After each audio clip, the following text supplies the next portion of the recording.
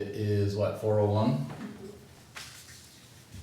We'll go ahead and hope Mr. Talon joins us. This is our town board work session for May 18th, being held via Zoom. The goal of this work session is to have the town board receive information on topics of town business from the town manager, town attorney, and town staff in order to exchange ideas and opinions regarding these topics. Any members of the public that are in attendance are asked to be recognized by the mayor before participating in any discussions of the town board. Our agenda tonight, item number 1 is the Weld County Community Development Block Grant, Cdbg, IGA discussion, and who is running with that?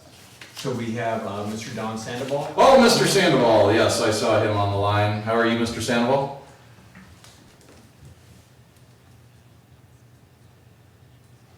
I am doing well, Mayor. Thank you very much. And yourself? Absolutely, it's good to see you again. I'll let you go ahead and take it from here if you want.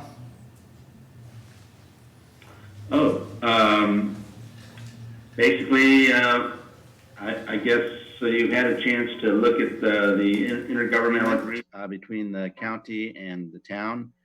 The idea is that the Weld County has been become eligible to become an urban county to receive community development block grant funds and to set up a grant program for participating jurisdictions. So the Department of HUD has asked us to make sure that we have intergovernmental agreements with all the municipalities outside of the city of Greeley. The city of Greeley is an entitlement community city on its own because it has a population over 50,000 and meets the low and moderate income criteria to become entitlement. The county, in order to become an entitlement county, has to have a threshold population of 200,000 or more. And what we are going to be able to do is once we have the HUD funds starting next year, we anticipate about this time next year, we will be able to run a grant program with a little less than $1 million a year for the next 3 years in particular. And then actually, this program has been going on since 1974 and has been funded every year in some manner since then by the federal government to help principally benefit low and moderate income persons. The program can also be utilized for housing and economic development projects as well. But again, it's all to principally benefit low and moderate income persons or to eliminate slums and blight. There's also an urgent need issue so that if in the case of a tornado, a flood, and even a COVID situation like we're having now, there would be funds available for emergencies like that. So the intergovernmental agreement before you is such that we're asking the town to be be a participating jurisdiction, to be able to be eligible to and have your citizens be eligible to receive Cdbg funds. They can partly, I'm sorry, let me back up 1 second. The Cdbg funds can also be used for housing rehabilitation.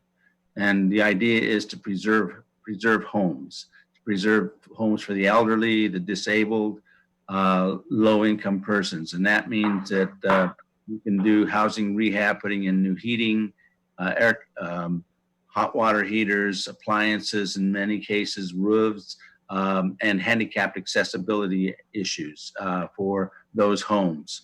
Again, the idea is to preserve the homes that people live in, that mainly ownership situations.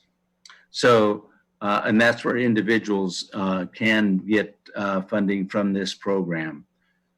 For municipalities, obviously, sewer, water situations, it can also be used for public services such as mental health programs, dental programs, and things like that, again, to principally benefit low and moderate income persons.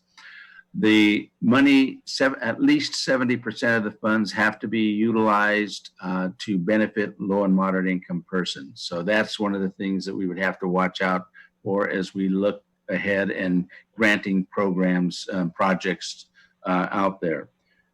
To be eligible to apply for a low mod municipality can have at least 51% of that neighborhood or that area can be low and moderate income to meet the grant criteria. So the two things that the IGA asks for is, one is to help with the needs assessment, that what are the needs of your community. And the second thing is it says that you will be applying to the Well County Cdbg program, which I will be the program manager. I am the program manager, and for funding, and you will not be eligible to apply to the state Cdbg program. So the state Cdbg program is statewide. All non-entitlement cities and counties can apply to them for particular projects. I don't believe this town of Windsor has applied for a normal Cdbg programs for at least 10 years. And you may have received some disaster Cdbg money, but because of the floods. And I think that's the short side of it. I'm really more open for questions. My assumption is that you got the information, that your staff has given you some ideas on what you feel, they feel about this particular program. Hey, Don, this is Shane Hale, and I don't know where the mix-up I came. haven't seen a copy of the IGA yet, so I did not provide that to them. I don't know who would have sent that, but I didn't have that. So what I put in there is the overview of the Cdbg. You know, I just want you to just kind of overview for them and tell them kind of the benefit. If they want to move forward, we can certainly put that in, because again, tonight it wouldn't be for adoption anyway. If the board wants to move forward, it'd be for adoption in June. But I just want to let you know that we don't have a copy of that IGA. Well, that's interesting. We did send it to the main, you and the town clerk, and that did come from the county commissioner's office, from Carla Okay. Ford. And yeah, I mean, I've sent IGAs to all. Anyway, I'm sorry you don't have it. No, that's all right. I don't think it's really that necessary tonight anyway. I think really tonight is just more about Questions as far as the program, the benefits to the town in participating. And again, that's easy. I just don't want to reference that since they don't have it. Mr. Zasowski, you have a question or comment? Can you unmute? Can you unmute? There you go. I saw Mr. Bennett put his hand up first, so I'm willing to defer if he would. Oh, that's okay. You're okay? Go ahead, Dave. Go ahead. Okay. Hey, Mr. Sandoval, I guess a series of questions as you were talking, and yes, I would like to have seen the IGA, so we'll get to that. We'll look at it obviously before formal board consideration. Is this program new? Is this structuring by flowing funds through the county new this year, or is this something the way it's always been? No, it's a new program for the county. HUD will notify the county in August, indicating that they met the threshold and that they could develop a what they call a consolidated plan and an action plan to receive these funds. So I'm in the process of developing the action plan and what they call the consolidated plan over the next couple of months. And so it is going to be a new program. In the past, the state had the program. And the state gets about $5 million annually to distribute through the Community Development Block Grant Funds. So this will be a new program. And my role, trustee, is that I put together the plan, and then we have citizen participation, like all federal governments you need and local governments have to have on the plan. And then I also will set up a Community Development Block Grant program. So how the grants are going to operate. So I will be doing that.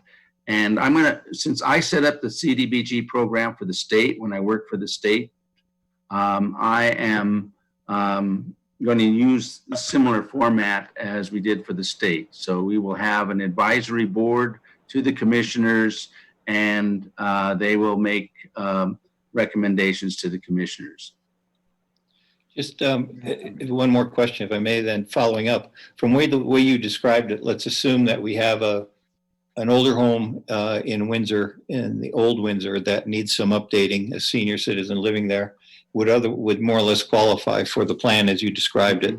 And it's a $25,000 project, whatever, energy efficiency, heating, air conditioning, stuff like that. Sure. Does the town have a role to play then in getting the project scoped out, contractors hired, work done, and then paying for it out of these funds? Or does the homeowner take care of all that and they simply get reimbursed? Sure. So the way the program is, I'm initially looking at setting it up is to have either the really well habitat folks, which has an emergency rehab program, either hiring them to do the rehab program. This way, what they would do is they would look over the project, get the bids, develop the contract, and go ahead and have the project done by their group of people. That's one scenario that I have. So it would not be that the town would be involved in the rehab program, because the administrative cost to do that, if we did a rehab program in every municipality or in the bigger municipalities in Weld County, it would eat up all of the administrative programs. So it's better to have it in one place where we have a contractor with one of the housing authorities to run the whole program countywide, or in this case, I'm really having conversations with the habitat folks. Okay. For that. Thank you. Mm-hmm. Mr. Bennett, you had a comment? Yeah. Hi, Don. This is Ken Bennett. Regarding the application and approval process, I understand you would be the administrator. So a municipality would submit an application to you. Correct. You have a committee of citizens look at, they score it. Yes. They score it compared to other applications. Yes. So there must be a timeline when applications are submitted. There will be. Yes. So. Okay. Okay. After you receive the application, committee scores it. Who makes the decision? So in the event, it is the county commissioners will be making the final decisions with a recommendation both from the 7-member board of folks and myself. And the way I'm looking at setting up the board, Trustee Bennett, is that I want, since there are going to be about 25 municipalities, I want to have members from the north, municipality members from the north, central, and southern part of this county, as well as a couple of nonprofits and the low-income person on that board. So that's the way I'm initially setting it up. I had a brief conversation with the commissioners a month and a half ago about it, and that's the way we're kind of talking about it, of doing that. But yes, they do. The commissioners will have the final say. And now the program will start February. I hope February of next year we can talk about applications being submitted. So, you know, I don't know who's going to be on the board at that time, but there will be new commissioners on the board. Okay. One other question. This is not entirely hypothetical, but we, the Windsor Town Board, have recently approved eliminating or waiving $661,000 worth of fees for our low-income senior housing, some new housing that's going in. Is that the type of thing that the town could apply for reimbursement of those fees? We haven't paid, the fees have not been waived yet, but when the project starts on Golden Meadows, a senior housing project, we have agreed to waive over $600,000 in fees. Could we apply for a reimbursement of our waiver of those fees? I haven't set that up yet, trustee. As far as, when we get the program, so we'll have to look at timing, I guess is what I'm going to say. Typically we would like to be either in the front end of it rather than on the reimbursement side of it, but Yeah, that's something I would like to talk about to see what we can do. Reimbursement is more difficult, I think. Oh. Okay, the question about timing, that was part of my question too, because the fees have not been waived yet. The project hasn't started. It's probably a year away. So I just want to see if that's even a possibility to be considered. So, okay. Yes. For some reason, I lost you guys. All right, well, are there any other questions? I don't see any hands raised by anybody that is a part of the call. Still none. Are we ready to proceed? Is staff looking for something in particular? Well, I am. If this is a program that the board would like to pursue, then we will, move forward and put it on a June board meeting with consideration for the formal IGA. So I would say ask Mr. Sandoval any other questions you have That should discuss and determine whether or not you want to see it for formal action. Are there any other thoughts from any of my fellow town board members? Mr. Soslowski, you have comment? Yeah, I guess so. If we're looking at this, obviously, I think all of us would want to kind of look through the IGA, but probably understand a little better what the program involves, what the process would be. It sounds like Mr. Sandoval is in the early stages of even setting up some of the details of how the funds application process would flow. But it sounds like if we were not participating in this, we could apply to the state directly for similar funds, I guess of similar nature, but I don't know. So I guess I would ask staff to kind of, in the process of looking at this, give us a little more background and a description of what this program would do, what our options are if we weren't in this program. And then I guess if we are in this program, how do we coordinate? But it certainly doesn't feel like I'm ready to kind of vote in favor of signing an IGA yet. So perhaps we want to see the IGA is what Mr. Soslowski is alluding to. Right, and certainly, It's likely my fault. I'm sure if Mr. Sandoval said it came through, I'm certain it did. But I think past the IGA and reviewing that, I think for me that the better conversation I have with the board right now is really kind of those questions of Mr. Sandoval, what is the benefits of the town applying through Weld County versus going through our current means of going through the state of Colorado. I think really that's the meat and potatoes of it. The IGA will be a number of years with Weld County, but I think more of a policy level conversation right now for the board is, and it really is that question back to Don, what is the benefit of the town going through Weld County versus just sticking with the state of Colorado? Because I think, as far as I understand the program, Mr. Soslowski's right. I don't think that this would avail us to any funds that aren't currently available to us. It would just be, we would have to apply directly through the state versus through Weld County. And Don, can you hear me? It looks like he's kind of leaning in there.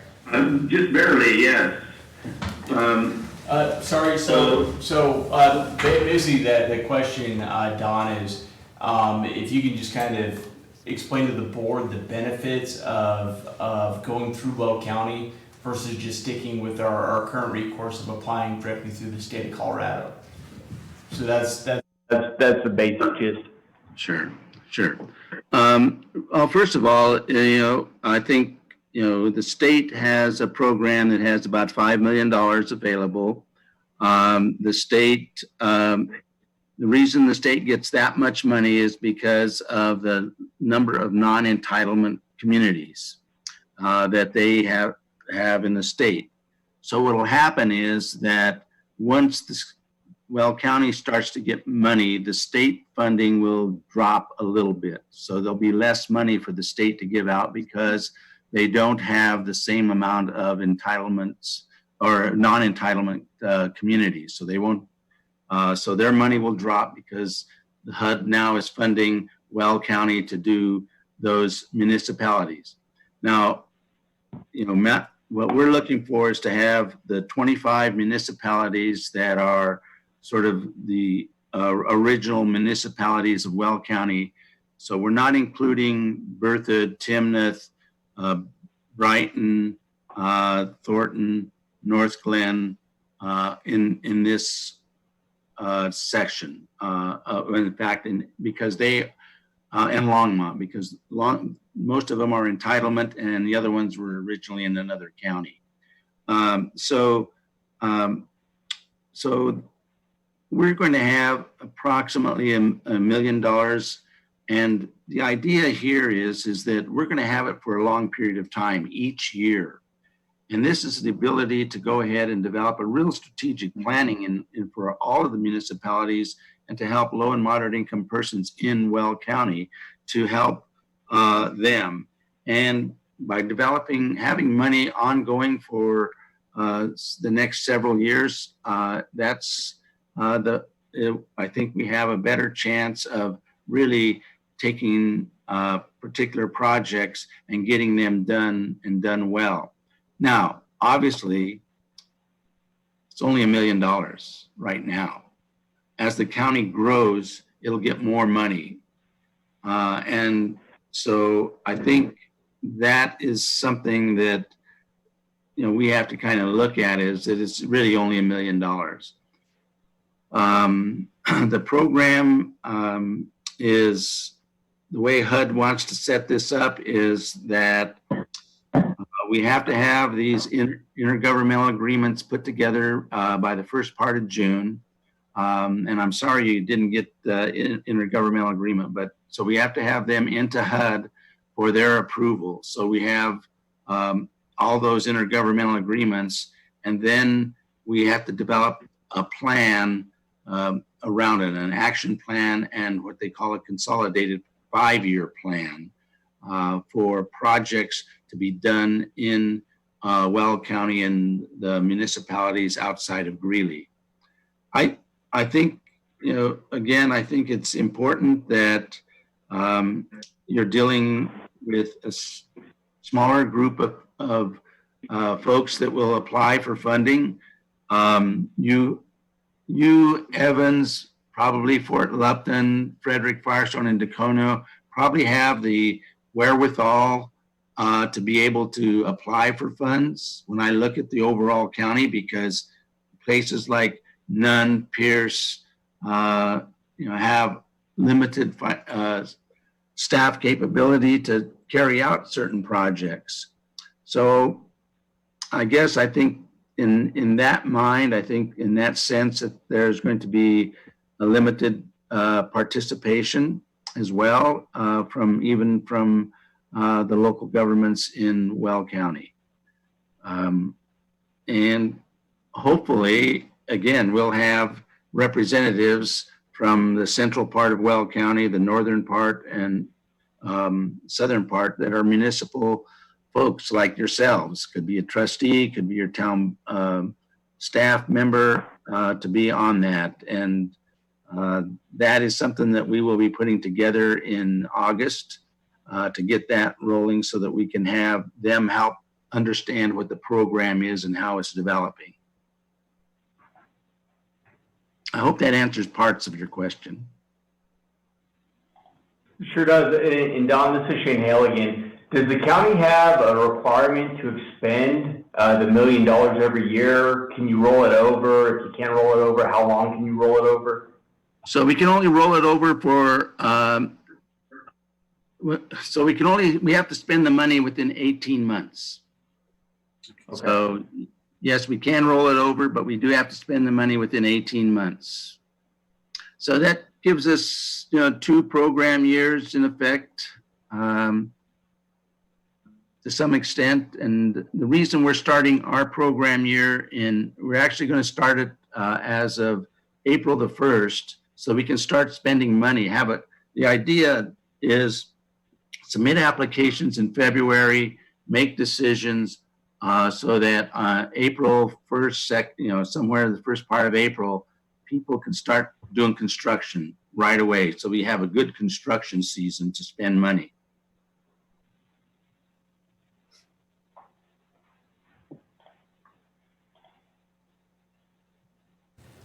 Mayor, there's no comments or questions. And I will send that IGA to you guys as soon as this is over. Or at least to Shane. Thank you, Don. Thank you, So, Mr. so Go ahead. I was just gonna ask if anybody else has any other practical questions from Mr. Sandoval, just as far as generally how the program would work.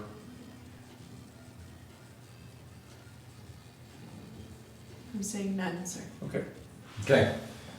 Then we will move on to, does staff have what you need? Is that, are we Well, good to bring it back with the IGA? Is that? Well, so what I'll do, I will forward the IGA, I guess, to the town board. I'll forward it tonight, I'll forward it tomorrow or whenever. And then, I don't know if the board has any other, barring something crazy in the IGA, would the board want to see this in June? Because they do need to have this executed in June. So my intent would be to bring it back to the board, your first regular board meeting in June for consideration. So I can forward out the IGA. I just want to know, I don't want to put it on and then have the board say, no, we still don't want to adopt it. So, Would anybody on the town board object to this being brought before us? Barring anything concerning in the IGA, would there be any concerns about seeing this at our first regularly scheduled board meeting, which would be June 8th? Mr. Bennett, you took yourself off mute. Did you have something you wanted to add? Yes. Don, on the timeline, I heard you say you need to have these by early June. So what's the drop dead date for the town to get back to you? The 15th would be the latest. So I have to submit it. Gotcha. Okay, thank you. Mr. Wilson? Thank you. Yeah, I just, thanks Don for the information. I think this sounds like something the town would want to take advantage of, at least for our residents who could benefit from it in the lower income bracket. And for me, it's something, in the spirit of what I've heard, I'm hoping it's something we can pursue. It just comes down to, is it better to go on our own through the state or go through Weld County? And we'll just get that information, let staff guide us on what's the best route to go. But thanks, Don, I think it's good stuff.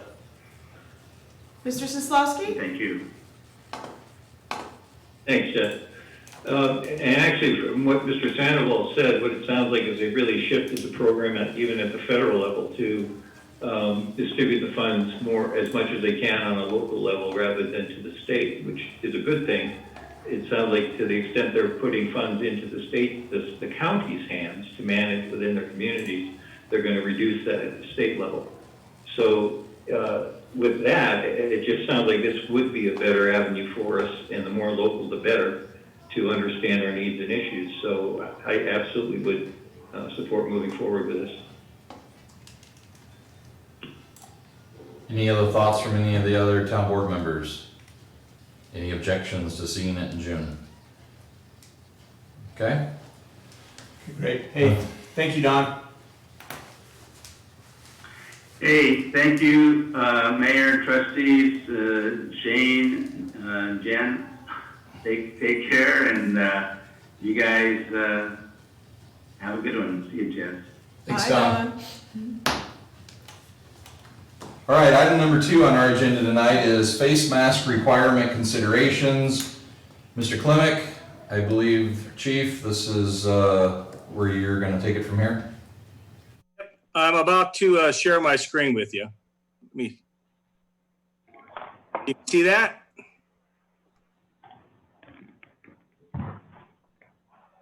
Yeah, looks good. I can. Looks Great. good. Okay. Mr. Hale asked me to put something together in reference to the face mask. That's quite the topic across the entire state and country. So anyway, I put some slides together and we'll try to get through this quickly. These are just basic numbers from last week. 83 Windsor cases of COVID. I think there's actually maybe one or two since I put these together. The statewide cases, a little over 20,000, pushing 21,000. The biggest majority for us would be Weld County is the highest in the region for us. Then Larimer County at 455. This doesn't include any deaths, but we saw that yesterday. Those numbers changed. The chart is trending down. It's below 7.6% as of May 11th for the increase in positive tests. So the death rate is also down as we look in. Like I said, they've taken about 200 classified deaths off the COVID charts. We started out with the stay-at-home orders, and we've moved into and currently in the safer at home. Basically, this is the directives from the state health department. A part of that safer home is recommends wearing a face covering or a mask when you leave your home. We've been under that guideline since we started. We've been following the state directions when we deal with any of these issues. Currently, there are about 16 jurisdictions that have passed rules regarding wearing face masks or face coverings. 4 counties, 11 municipalities, of course, DIA. This is only approximate. There may be others that have ventured into it or have looked at it, but this is where we're at today. Fort Collins was one of the most recent ones to add the wearing the face mask around town. I was in Fort Collins over the weekend, and almost everybody's wearing a face mask. Fairly similar to Windsor. Larimer County, they put in place. The only caveat here, Sheriff Smith has basically said he will not enforce it, this rule, so it's taking a little bit different cause there. Lone Tree has it until the 26th and Wheat Ridge until the 30th. Estes Park just passed it, and in talking to Chief Kufeld, their big push is strictly education. They can fine for this, but their main objective is going to be to push for education, as he said. Loveland is following the Larimer County orders. Denver has, one of the first ones that come out with the face mask requirements. Greeley is not making people wear face masks. Speaking to Chief Jones, he's having his employees wear them around people and when they're in public, and they encourage their citizens to follow safer at home rules. And Aurora, of course, they were in the news last week. They are taking an educational tack to this issue, and they will probably readdress it sometime in the future if needed. Weld County, of course, they're recommending people use the face mask when they're out and they can't social distance. This came directly from the Weld County. Those jurisdictions and municipalities are looking at this. Fort Collins, Loveland, Larimer County, Summit County, and Erie and Denver all have not set a date to end the orders. The anticipated dates for Route County is Lone Tree, Wheat Ridge, and Estes Park are all by the 1st of June. Again, Greeley doesn't have an ordinance; it doesn't rely on education, as is Aurora, and of course, Weld County is sticking with the safer at home guidelines. Some of the enforcement issues we have as a municipality, Larimer and Weld County DAs have both asked us not to arrest anyone or to cite them without first consulting with them. In the case of a face mask, it makes it very difficult to operate on that under that guidelines because the violations today and tracking it down, it becomes very cumbersome and difficult to do.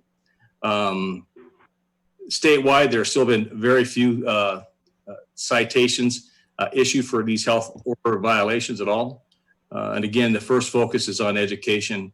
As I said, Laramie County will not enforce this, and they refer people when complaining to the health department to address these violations. These are health department rules, so they are the primary agency that enforces these bans. We could adopt an emergency ordinance and then write violations to municipal court. Doing that would put a very burdensome and almost overwhelming process to the officers that are working. It's almost impossible to deal with these type of violations in a overly frequent case. The trails and open spaces would be huge challenges to deal in Windsor. So we only have a few bikes to ride the trails. We do have some of the officers that do get out and ride and do some education while they're out there, but it's still very difficult to be very proactive in dealing with it. Enforcement there's a lot of conflicts. People coming to Windsor that come from areas that are not required to wear face masks are a concern. There are health concerns for the people that do wear face masks if they have certain health conditions that makes it difficult, if not realistic for them to wear a face mask. Other locations have had some tragic results from these orders. The Flint, Michigan case was one of the most recent, where a security guard was confronted a mother-daughter for not wearing a face mask, and they came back and he was shot and killed. Wellington, Colorado just recently had a conflict with a patron that refused to wear a mask, and it turned into a disturbance up there. So, and there's other occasions where people are rebelling. Fact is, the rebellious nature seems to be becoming more and more prolific as we move around. Some alternative options, we recommend that the people wear their face coverings when they're in public places and cannot maintain a safe physical distancing. If the board would come out with a statement recommending face masks aligned with the safer home guidelines that the state health departments released, and then we would could push for education of businesses and the public in regards to the use of face masks, using flyers, social media, and other means, posting trails in public places that really are pertinent to what we need. And that's it. Any questions I can answer, or I'll get out of this thing?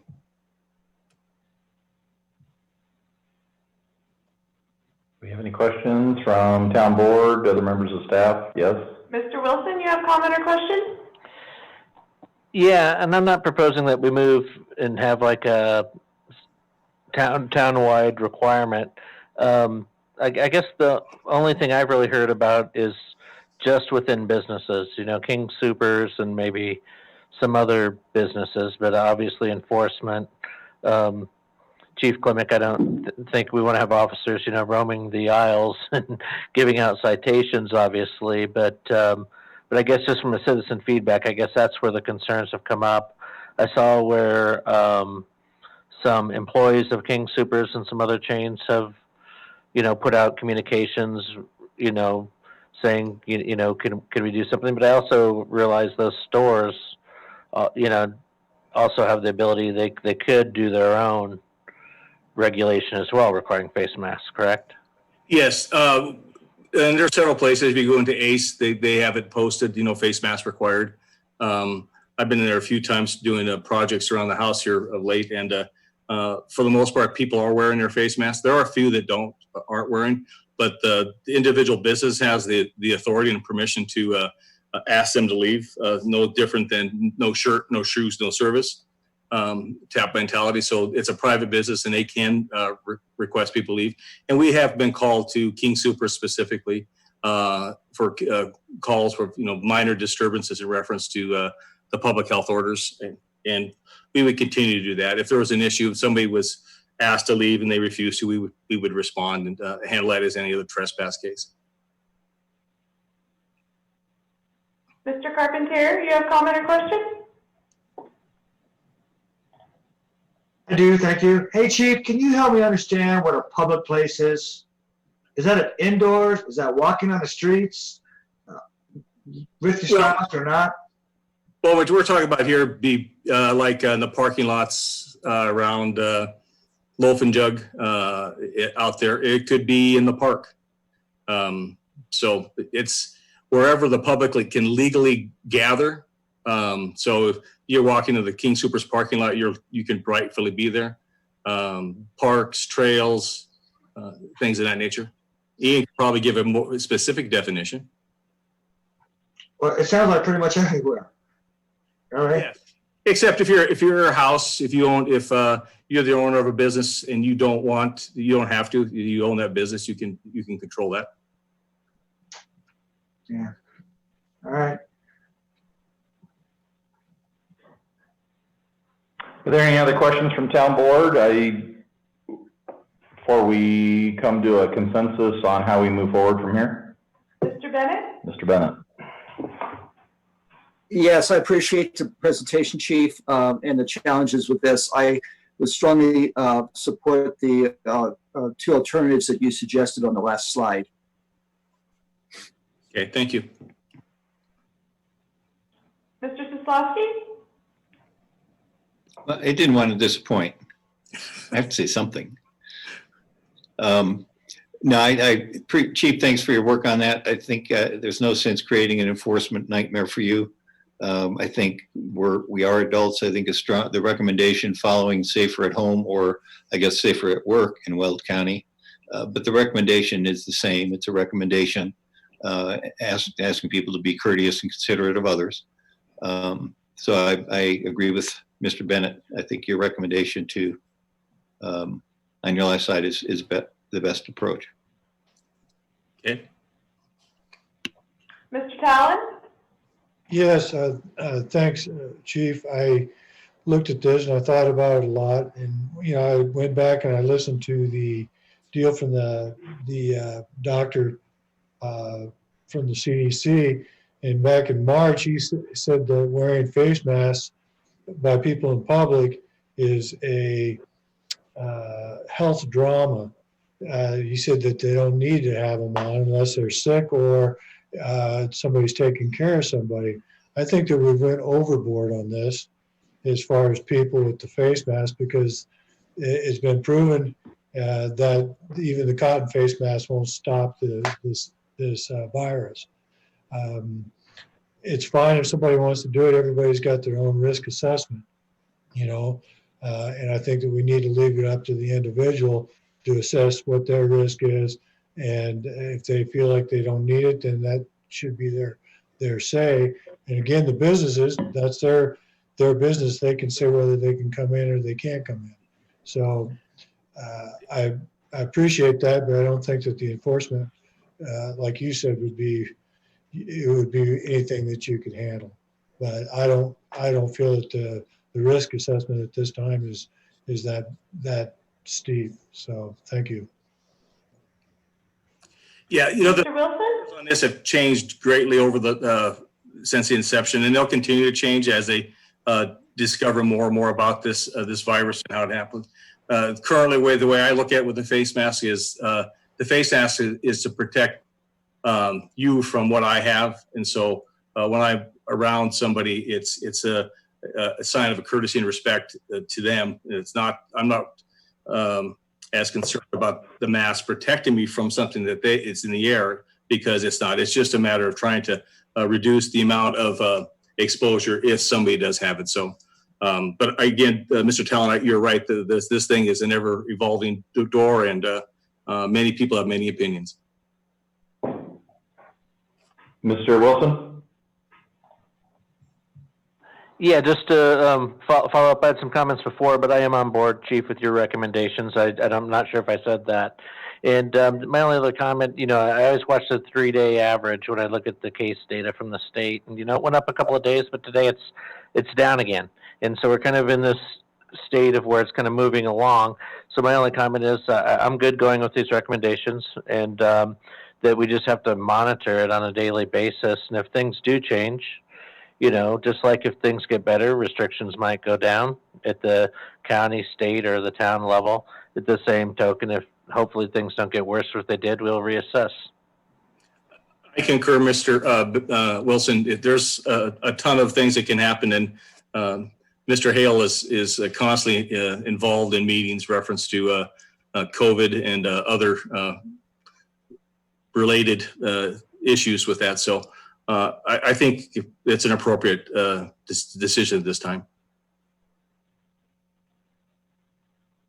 Well, and I'd like the town board to know that I asked Mr. Hill to have Chief look into this for us, only because in the last few weeks I've had several residents in Windsor inquire. I don't know if you've received emails directly talking to the town board, but I had several residents reach out to me, and the policing of a mandate, which again, the reason they were contacting the mayor is thinking like Denver County, Mayor Hancock, etc., that the mayor could just make a proclamation that this is what we're going to do and that it's enforceable by law enforcement, etc. So it becomes quite a burden onto our police officers in order to be able to enforce this. And I can only imagine that somebody is walking down the sidewalk and you know, somebody sees them and then dials 911 to, you know, report somebody walking down the street without a mask and they're supposed to have one on.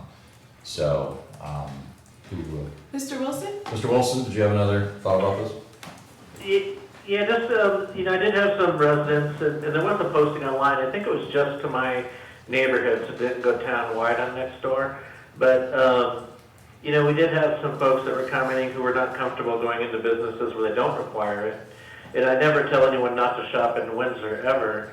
But the conversation went that there are some people who are choosing to go to, say, Fort Collins or somewhere else if they're more comfortable. Maybe they have a reason, they have a medical condition, and if they feel safer, they have that choice during this, you know, hopefully just temporarily, and they'll return shopping here, but I think people do have options. Well, and I'll let the board know this, you know, like Chief had said, there is, I was at lunch today, and there was the restaurant said, anybody that comes in, we'd like you to have a mask on. So I had to go back to my car and grab it. I just had actually forgotten not to carry it with me since it was in Larimer County, where I knew that was in force anyway. So anyhow, all that being said, I think most business owners in Windsor would, you know, are free to have signage up that says we prefer you to have a mask on, you know, to come into our business if they so choose. But create a mandate puts our police force and other staff in a precarious position of having to enforce that. Have I heard from everybody on the town board about this to go with Chief's recommendations? Is there anybody that thinks differently of that? Mr. Carpentier, have you weighed in on this?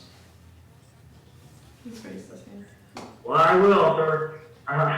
It's a little sensitive issue for me too.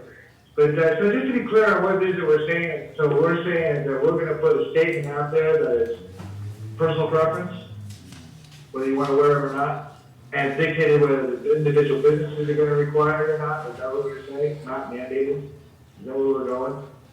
I would say to put out a statement that we support the safer home health orders, which says that wearing a face mask if you cannot physically distance properly or in public places where you should wear a face covering, mask covering, wherever.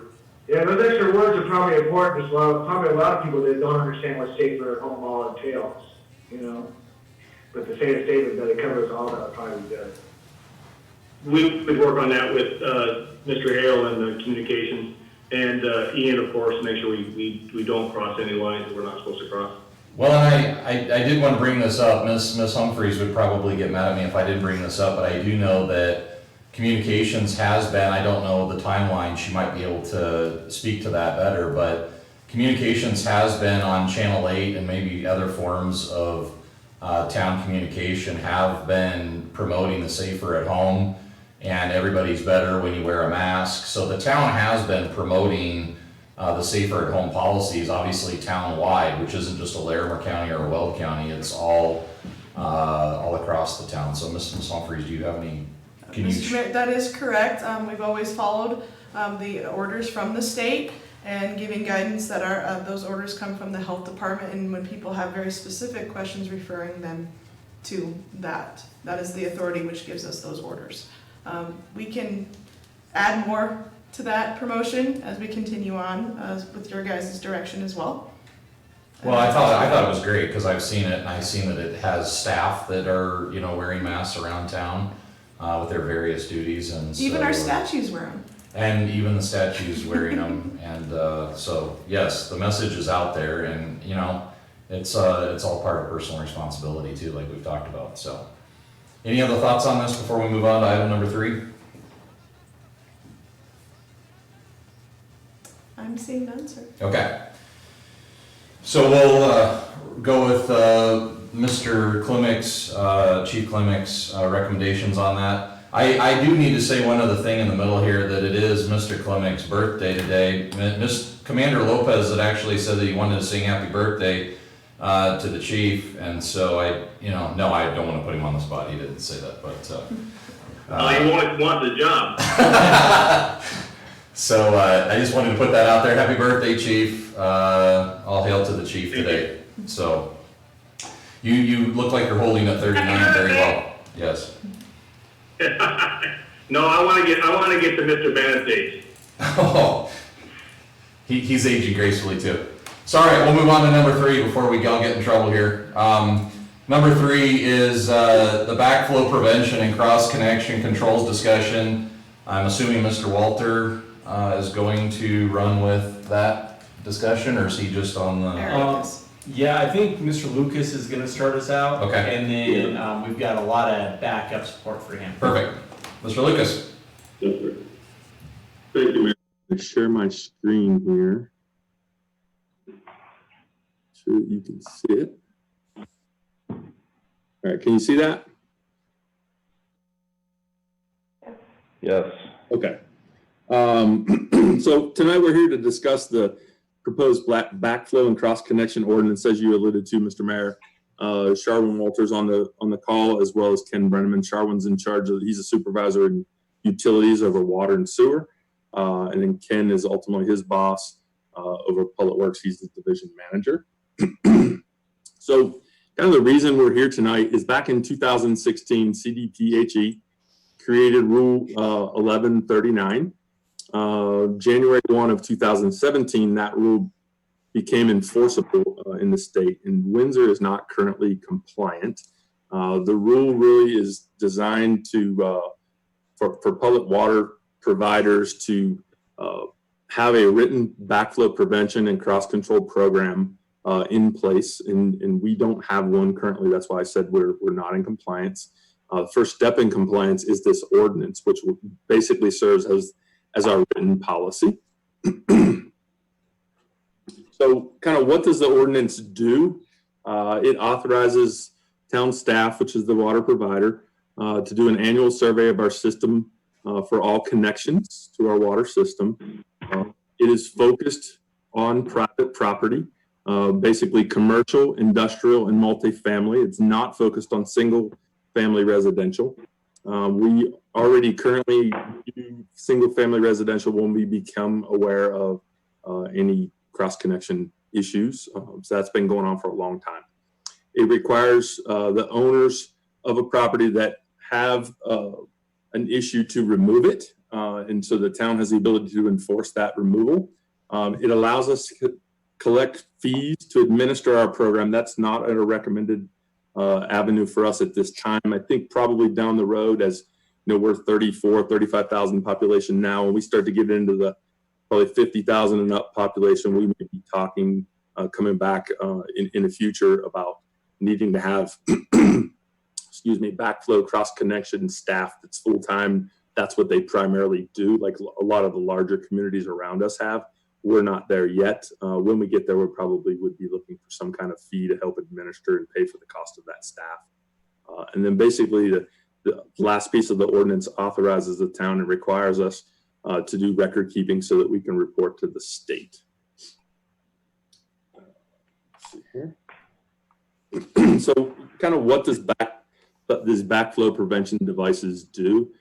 They prevent water from flowing in two directions. So basically our potable water flows only in one direction, so that if there's something like a water main break out on the street, it doesn't create this vacuum pressure and suck another water source or a chemical source, for example, back into our potable water supply. So think about things like a car wash that maybe has all these fluids and things that, you know, you've cleaned your car and all that stuff runs into their system. And they'll say there's a water break out on our water line that provides service to that car wash. That would potentially create a vacuum that would suck some of the contaminants back towards our system. This device, as you can see, one of the options on the right-hand side is designed to prevent that chemical that might be in the car wash example that I'm using from coming back and contaminating our potable water system that obviously is flowing to people's homes and they're drinking and consuming it. So that's kind of the premise behind this backflow prevention cross-connection ordinance. And I wanted to share with you a couple of photos.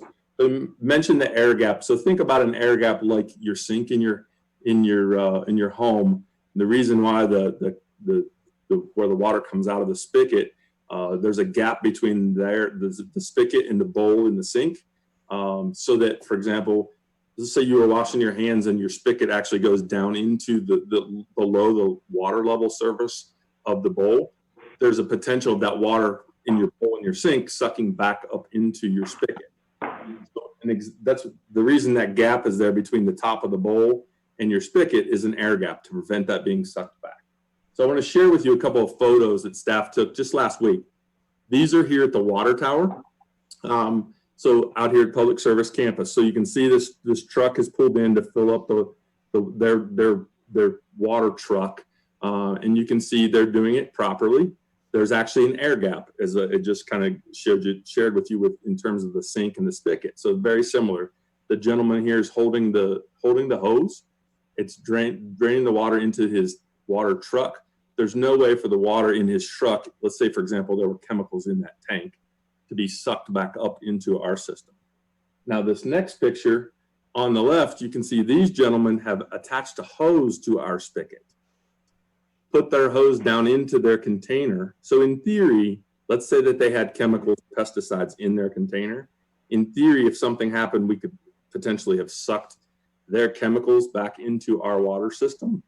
Town staff, when they designed the facility here, on the picture on the right-hand side that you can see is a backflow prevention device, so that if, in this example on the left-hand side, if something bad a chemical was sucked back up into our system, this device prevents that from happening. So again, it's about one-way flow of water. So kind of our path forward, obviously, is to answer any questions you might have in terms of the ordinance that's in front of you tonight. And Kim Emil is also on the line. She helped draft that. We met with Water and Sewer Board back on May 13th. They voted to approve. I will tell you that a lot of their questions last week surrounded residents. They totally understood it on the commercial side. They were concerned that we were to be focused heavily on residents and single-family homes, and we're not. And so you saw that on the first slide. The state's order is directed towards multifamily, commercial, and industrial. That's where the big risk falls in terms of potential chemical or some biohazard coming back into our water system. Obviously, the purpose tonight is to provide you all of that information. There's probably a 40, 50-page packet there for you to read. Just kind of condensed it tonight for you to understand the purpose of the ordinance and how we would march forward once we receive approval. But we'd like to answer any questions you may have tonight. The goal would be to return to the board June 8th and hopefully have approval at that time. Then staff can complete the system survey for this year and become compliant so that if we're audited, we're not in trouble with the state. And then obviously from there on, we would just ensure that we're compliant by doing an annual survey and producing the records that the state requires. So with that, I'll answer any questions you might have in regards to this ordinance. Mr. Talon, you have comment or question? Yes, Eric, I'm glad that we're getting this taken care of. It's been Fort Collins, Greeley, and Loveland have all had this put in place for at least since last year or the year before. It's much needed with the growth we have going on here. The other thing, the one question I wanted to ask, are we going to require with all the new lawns going in on the individual, the single family to have the backflow test done on the sprinkler systems?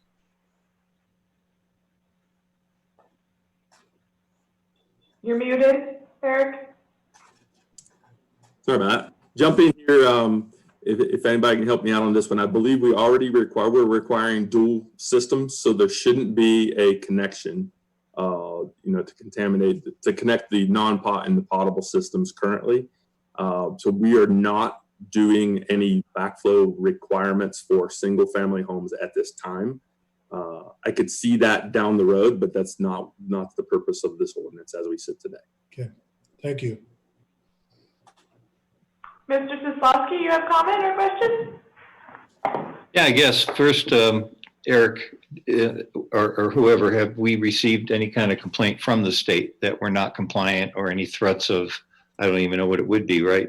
Fines or penalties or anything?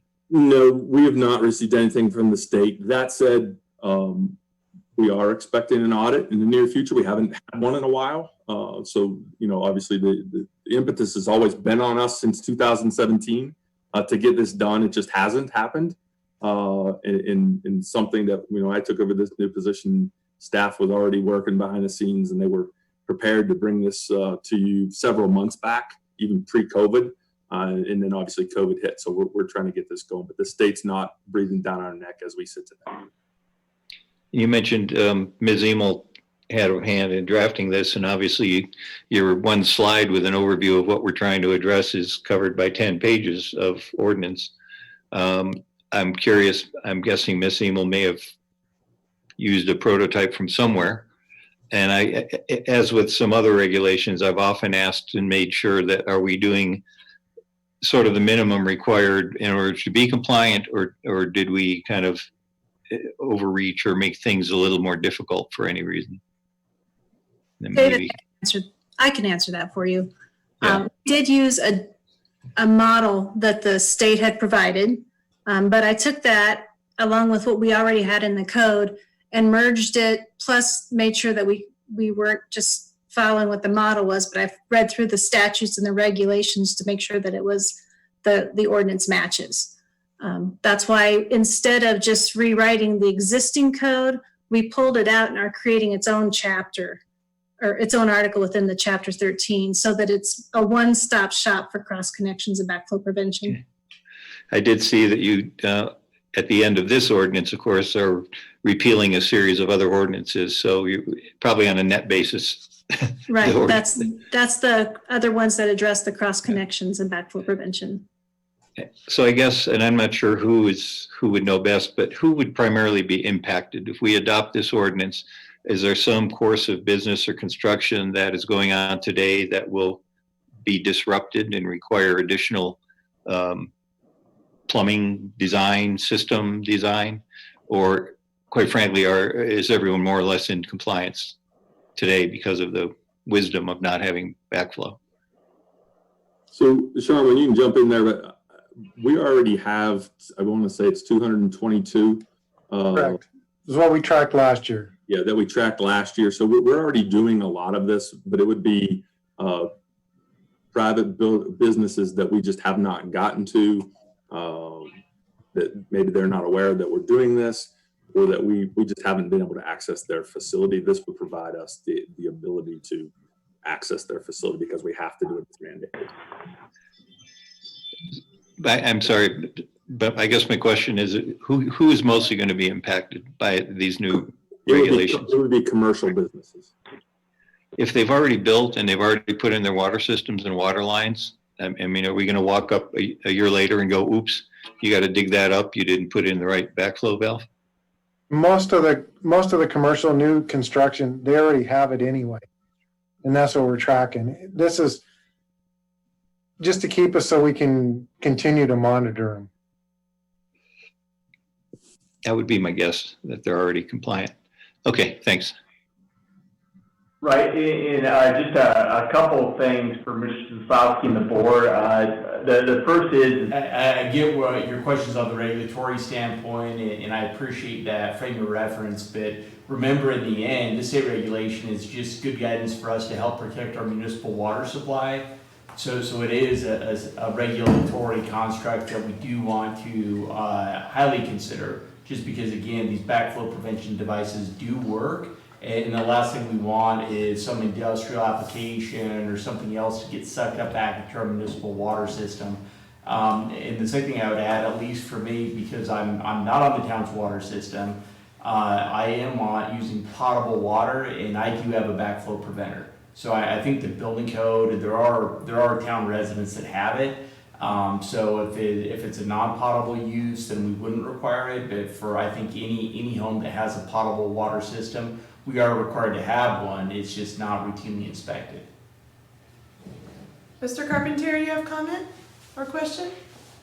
Yeah, David touched on most of my concerns at the end there. But just to ask the question and twist it just a little bit differently, Eric. So the people, we're focused on commercial and industrial people, not residential. But I think the more question is we're going to go retroactive? The people who do not have these, are we going to go back and they can do it? I'm sure I heard that answer right. I think the other answer was we're just kind of monitoring some of the ones that are building from this point on.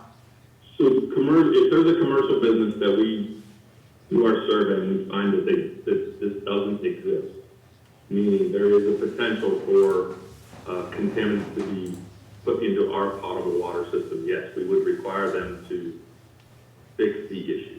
So surely there's a lot of businesses that have been built that do not have it. So you're going to really more focus on anything that has a contaminant in their business. Yes. Thank you. Yeah, and also, Mr. Carpentier, this is Shane. I would just add that we're also inspecting ones with current devices. So if they have a device and it's failed, it no longer works. And again, this would require them to replace that. So whether or not they never had it or they have one that's failed, either way, we would require them to have a working device. Yeah, that's a great point, Shane. It is an annual. Mr. Talon, you have a comment or question? Yeah, I was just gonna say what Eric said, there's an annual process that they have to have it inspected every year. And if it fails, either it's gonna be replaced or rebuilt, because they can be rebuilt. I've got my license in Backflow, I'm a master plumber, so I've been involved in this for probably 15 years. So it's a great process. I think all the downtown businesses, probably through time here, unless you've already done it, Eric, probably need to be walked through and checked. It's not whether they have chemical process there or anything else, it's that they have to have it. And when I was doing them in Greeley, we'd go down to the old town and find them where they never had them, and we'd have to put them in. So it's an expense to them, but it's actually an expense is well worth it for the safety of the town and the drinking water of the town. Mr. Soslowski, you have a comment or question? Yeah, just, as I heard you guys talking about it, it struck me, who does this inspection? Do we say to the business or the commercial industry, go get it inspected by an licensed person like Mr. Talon and get him to certify that it's there and working? Or does town staff need to be going in and inspecting all these things? Well, we have two town staff members that can do it currently. That was what I was alluding to as Windsor grows. We can handle it right now at 34,000 population in terms of the businesses and that kind of thing. When we start to get into a population of, and I'm speculating here, but 50, 60, 70,000 people, we will either have to contract that out or bring on more staff that specifically does that. So for example, in Loveland, they have staff that's what they do. They don't really do a whole lot of other things. That's their primary role. And that's when, if we were bringing on staff, we would be talking about some kind of administrative fee or that kind of stuff. Right, Like couldn't we just say to the business, go hire a licensed plumber to look at your system and certify that it works? Yes, absolutely, we could do that. Right, and Mr. Sosowski, this is Shane. Yeah, I was gonna say that is absolutely a third program is where the town would pre-certify or identify half a dozen or a dozen plumbers or people who can do these inspections. And when we send out that annual renewal, we would just say, you know, this is due, you know, confirm with us by June 1st, you've had it tested. And here's a list of a dozen places that can do that for you. They kind of self-select that business. And then the town's role, and I'm familiar with this because this is where how we handled it in my previous jurisdiction, that the town backflow folks would go and spot check. They may go back and test the testers to just make sure that we're getting legitimate tests turned back in and administrate the program. So at no point was a town employee a primary inspector. They were more just a confirmation that the private side was doing it right and administering it. So that there's definitely multiple ways that we could administer the program. Mr. Talon, you have comment or question?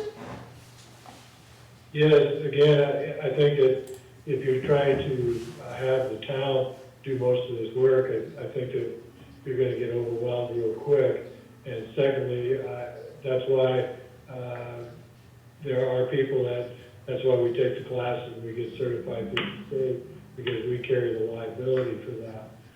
The other thing is that if it has to be replaced, if you're not a master plumber, that, from my understanding, it has to be a master plumber that replaces it because it's a potable water system. And the people that are certified to check the backflows, if they're not a master plumber, they are not allowed to change it out. So just keep that in your mind.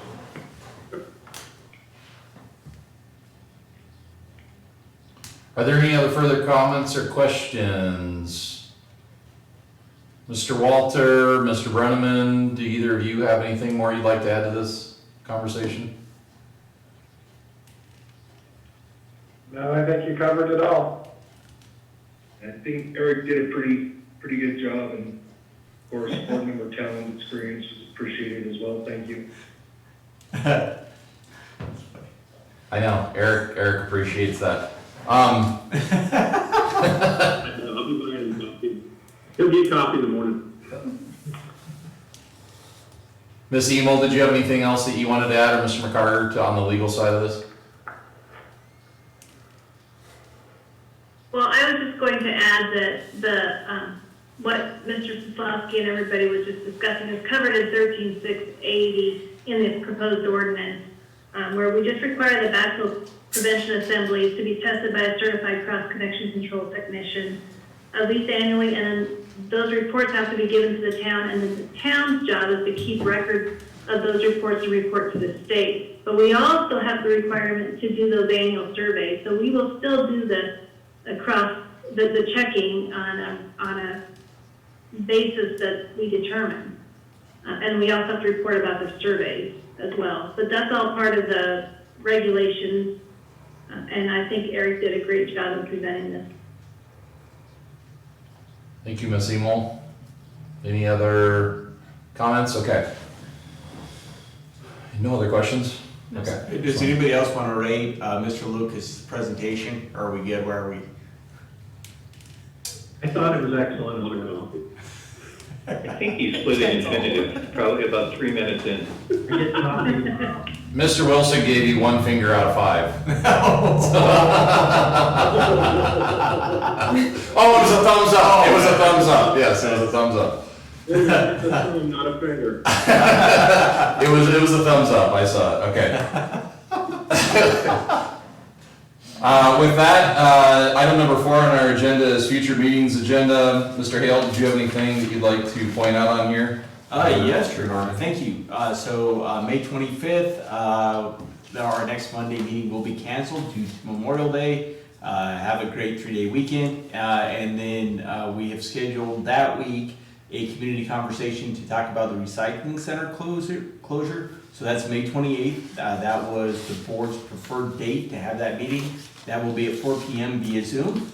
And so what we'll do is we will have the thumbs up presenter, Eric Lucas, go through a PowerPoint over just kind of the economics of the recycling center. It'll all be the same information that was given to the board previously, but this will be an opportunity for the community to listen in and also participate and share their feedback with the board on this decision.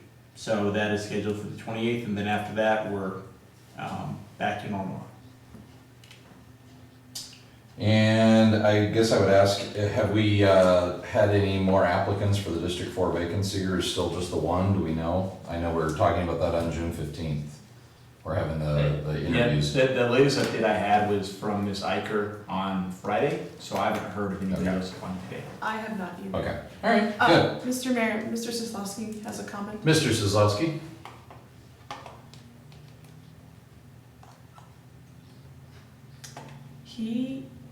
Where'd you go? Unmute. Mr. Kozlowski, I would have loved to have heard what you just said. No, you wouldn't have. No. No, all I said was you asked the exact question I was going to ask regarding District 4. So thanks. Okay. Yeah, so we will be sure on every weekly update to give the board an up-to-minute tally on the number of applicants that we've had. Perfect. All right, are there any other questions before we adjourn this evening? Seeing none? Mr. Carpentier? Mr. Carpentier would like to hold us up. Go ahead, Mr. Carpentier. Hey, just a little education. This thing with Congressman Joe McGeese, are we supposed to be on this as a board, or is it just optional whether we want to be on this and get invitations for it? That is optional. If you would like to be on that call, you can accept, and you have the ability to call in or take the Zoom call. Yes, if that works within your schedule, that's optional to you. I don't know about that. Okay. Thank you. All right. Well, with that, we'll call tonight's meeting adjourned, and I hope you all have a wonderful evening. Thanks so much for joining us. Goodbye. Awesome. Peace out. Nice and